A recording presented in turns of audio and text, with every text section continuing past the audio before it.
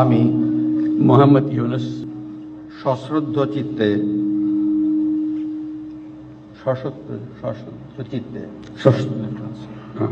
সশ্রদ্ধ চিত্তে শপথ গ্রহণ করিতেছি যে যে আমি আইন অনুযায়ী অন্তর্বর্তীকালীন সরকারের প্রধান উপদেষ্টা পদের কর্তব্য বিশ্বস্ততার সহিত পালন করিব। আমি বাংলাদেশের প্রতি অকৃত্রিম বিশ্বাস ও আনুগত্য পোষণ করিব। আমি সংবিধানের রক্ষণ সমর্থন ও নিরাপত্তা বিধান করিব এবং আমি ভীতি বা অনুগ্রহ অনুরাগ বা বিরাগের বশবর্তী না হইয়া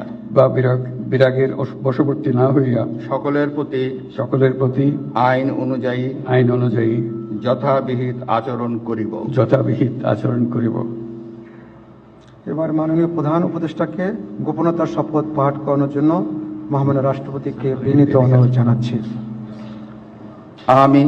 আমি মোহাম্মদ ইউনুস সশ্রদ্ধ চিত্তে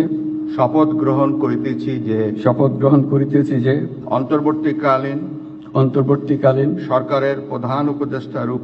সরকারের প্রধান উপদেষ্টা রূপে যে সকল বিষয়